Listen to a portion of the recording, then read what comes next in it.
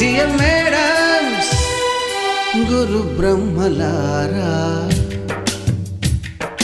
ఎక్కడో పుట్టి ఎక్కడో పెరిగి ఇక్కడే కలిశాము చదువులమ్మ చెట్టు నీడలో.